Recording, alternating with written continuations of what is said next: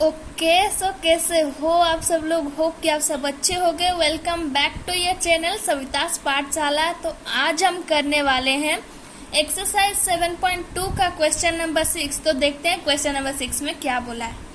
तो question number 6 में बोला है if 1, 2, 4, y, x, 6 and 3, 5 are the vertices of a parallelogram taken in order, find x and y। ठीक है, तो जैसे कि हम एक्सरसाइज 7.1 का क्वेश्चन नंबर 6 में डिट्टो इस टाइप का क्वेश्चन किए थे, जिसमें मैं बताई थी कि पैरेललोग्राम है या फिर स्क्वायर है, रेक्टेंगल है, हम कैसा पता करेंगे उसका मैं बताई थी। ठीक है, तो अगर वो वीडियो नहीं देखे हो तो जाके देख लो ताकि तुम्हें ये समझ में आ जाए। ठीक है, तो हम पैरेललोग्राम है यानी कि क्या होता है पैरेललोग्राम का, उसका क्वालिटी ये होता है कि उसका ऑपोजिट साइड का जो लेंथ होता है वो सेम रहता है। ठीक है, यानी कि ये साइड और ये साइड इक्वल लेंथ होगा, ये साइड और ये साइड इक्वल लेंथ होगा, और इसका जो डायगोनल्स होता है वो एक दूसरे को बाइसेक्ट करते हैं। ठीक है, यानी कि इसका लेंथ और इसका लेंथ सेम रहेगा और इसका लेंथ सेम रहेगा। ठीक है, तो हम यही पढ़े थे क्वेश्चन नंबर 6 में पैरेललोग्राम का। ठीक है, कि उसका अपोजिट साइड इक्वल रहता है, उसका डायगोनल्स जो है वो बाइसेक्ट करते हैं। अगर ये बाइसेक्ट करते हैं यानी कि ये उसका मिड पॉइंट है ना, क्योंकि इसका लेंथ और इसका लेंथ अगर इक्वल है यानी कि ये इसका मिड पॉइंट है, वैसे ही इसका भी लेंथ और इसका लेंथ भी सेम होता है, यानी ये भी इसका भी और इसका भी मिड पॉइंट है, सॉरी इसका और इसका दोनों का ही मिड पॉइंट एक ही आ रहा है ना। तो अगर हम इसे नाम दे दें यहाँ पे जैसे हमारे बुक में दिया है, ठीक है, इस टाइप का अगर हम ऐसे ABCD बना दिए, ठीक है, ये मान लो ABCD और यहाँ पे इसका डायगोनल्स खींच देंगे और इसे O मान देंगे। ठीक है, तो यहाँ पे तुम लोग डायरेक्टली यहाँ पे लिख लेना कि let ABCD equal to serially लिख लेना 1, 2, 4, y, x, 6 एंड 5, 3 रेस्पेक्टिवली। ठीक है, यानी कि A का 1, 2 है, B है हमारा 4, y, C है हमारा x, 6 और D है हमारा 3, 5। ठीक है, तो ये हमारा मिल गया। तो देखो ये अगर हमारा मिड पॉइंट है तो अगर हम इसे यूज करके इसका एक बार मिड पॉइंट निकाल लेंगे और इसे एक बार यूज करके इसका मिड पॉइंट निकालेंगे और दोनों को इक्वेट कर देंगे, है ना, तो आ जाएगा हमारा आंसर, राइट, क्योंकि दोनों का जो मिड पॉइंट है वो दोनों का सेम है ना, मिड पॉइंट सेम है और दो उसका वेरिएबल टाइप में दिया है, तो उन दोनों को इक्वेट कर देंगे तो हमारा आंसर भी आ जाएगा। तो पहले यहाँ पे देखो मिड पॉइंट ऑफ लिख लेंगे, यहाँ पे मिड पॉइंट ऑफ DB। ठीक है, तो इसका मिड पॉइंट निकालेंगे। Mid point x equal to क्या होता है, मिड पॉइंट x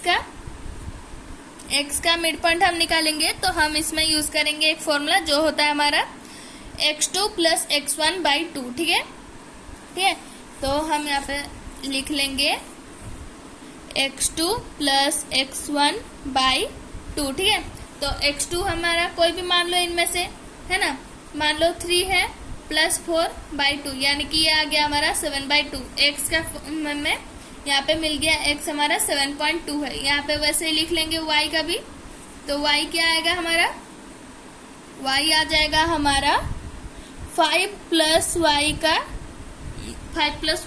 ठीक है, ये वेरिएबल फॉर्म में आ रहा है, ये हमारा आ गया ऐसे, है ना, ऐसा आ गया नंबर में। फिर हम इसे यूज करेंगे AB का मिड पॉइंट यहाँ पे लिख लेंगे मिड पॉइंट ऑफ AC। ठीक है, तो AC का x हम निकालेंगे तो 1 + x/2 बनेगा, है ना, ये वेरिएबल में आ रहा है। फिर आएगा हमारा y क्या आएगा 2 + 6 का 6/2। ठीक है, तो 6 + 2 बना हमारा 8/2 यानी कि 4। ठीक है, तो ये हमारा यहाँ पे हम लिख लेंगे, यहाँ पे हमें देयरफॉर करके लिखना था, मैं भूल गई, यहाँ पे मैं साइड में लिख ले रही हूँ, एडजस्ट कर दी हूँ। ठीक है, mid point of db equal to 7/2 comma 5 plus Y by 2। ठीक है, ये हमारा आ गया। वैसे ही यहाँ पे भी लिख लेंगे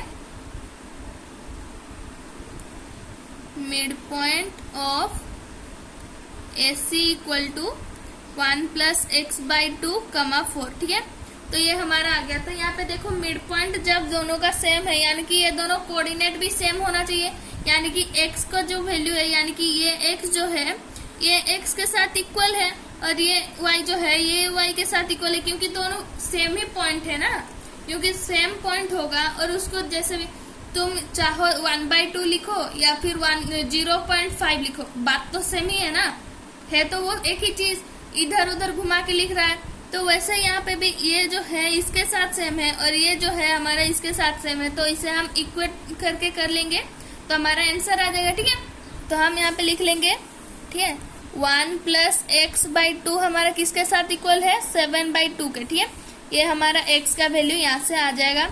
तो ये 2 यहाँ पे डिवाइड हुआ है, यहाँ पे भी डिवाइड हुआ है, ये 2 उधर जाएगा मल्टीप्लाई हो जाएगा, तो ये दोनों कैंसिल आउट हो गए। ठीक है, तो x प्लस 1 इक्वल टू 7 है, तो x इक्वल टू 7 माइनस 1 होगा, क्योंकि 1 यहाँ पे प्लस में है, उधर जाएगा तो माइनस हो जाएगा, तो x इक्वल टू 6 हमारा आंसर आ गया। तो हमारा x का वैल्यू आ गया है। अब हम y का वैल्यू भी निकालेंगे। y का वैल्यू हमारा क्या था, y था हमारा 5 plus y by 2 equal to 4। ठीक है, तो यहाँ पे ये 2 यहाँ पे डिवाइड हुआ है, इधर जाए तो मल्टीप्लाई होगा, तो 5 plus y equal to 4 into 2। ठीक है, तो 5 प्लस y यानी कि 8 आ गया, तो y को इधर छोड़ देंगे, 5 यहाँ पे प्लस y उधर जाएगा तो माइनस हो जाएगा, तो 8 माइनस 5 यानी कि y का वैल्यू हमारा आ गया 3। ठीक है, तो इसी के साथ हमारा क्वेश्चन नंबर 6 कंप्लीट हो गया। हम कैसे किया मैं और एक बार समझा दे रही हूँ। ठीक है, ज्यादा कॉम्प्लिकेटेड नहीं है, बट दिखने में थोड़ा सा कॉम्प्लिकेटेड लग सकता है।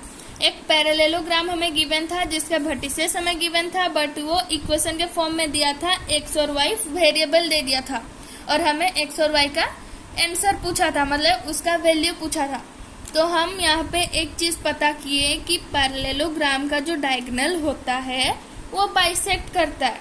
बाइसेक्ट करता है यानी वो एक जगह में ये मिड जहाँ पे करते हैं वहां पे ये होता है बाइसेक्ट। तो ये भी बाइसेक्ट यहीं पे हो रहा है, ये भी वहीं पे हो रहा है, एक ही पॉइंट है यानी कि, और ये मिड पॉइंट भी है क्योंकि बाइसेक्ट कर रहा है यानी ये मिड पॉइंट है उसका। तो इसका मिड पॉइंट इसका मिड पॉइंट दोनों का सेम है। तो अगर इसका मिड पॉइंट का जो हमारा आया कोऑर्डिनेट जो आया, इसका भी तो वही कोऑर्डिनेट आना चाहिए ना, वही सेम पॉइंट है। तो कोऑर्डिनेट जैसे भी दिया हो वो तो इक्वल ही होना है। तो x का वैल्यू जो आएगा इसके लिए जो x का वैल्यू होगा इसके लिए भी तो वही x का वैल्यू होगा ना, इसके लिए जो y होगा इसके लिए भी वही y होगा, बट थोड़ा सा डिफरेंटली दे दिया है ना। तो हम दोनों वो इक्वल कर देंगे तो सेम ही तो बात हुआ, दोनों एक ही चीज है, दोनों को इक्वल कर दो, जो भी कर रहे हो सेम मल्टीप्लाई कर दो, कोई कुछ नहीं बोलेगा। तो वैसे हम इक्वेट कर दिए, इससे हम मिड पॉइंट थ्योरम से x निकाल लिए। x इसका आया वेरिएबल फॉर्म में नहीं आया, ठीक है, बट y इसका आ गया वेरिएबल के फॉर्म में। अब यहाँ पे आ गया हमारा ऐसे आंसर आ गया इसका मिड पॉइंट का, है ना। फिर हम AC का भी इसका भी मिड पॉइंट निकाल लिए।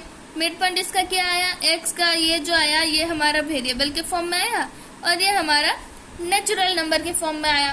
तो क्योंकि यहाँ पे देखो ये हमारा नेचुरल नंबर आया और यहाँ पे तो ये linear equation in one variable बन गया, और वो तो हम बचपन से कर रहे हैं, बचपन से यानी कि 6th क्लास से हम यही कर रहे हैं, तो ये तो हम आराम से कर सकते हैं, है ना। तो वैसे हम इसे इक्वेट कर दिए कि इसको इसके साथ इक्वेट कर दो, इसको इसके साथ इक्वेट कर दो, सेम ही चीज है। तो फिर उसे हम इक्वेट कर दिए और इक्वेट करने के बाद हमें कुछ इस तरह से मिला।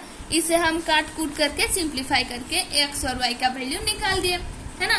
तो ये हमारा क्वेश्चन नंबर 6 था जो कि हमारा अब कंप्लीट हो चुका है। तो मिलते हैं अगली वीडियो में जिसमें हम क्वेश्चन नंबर 7 करेंगे। तो take care and good bye.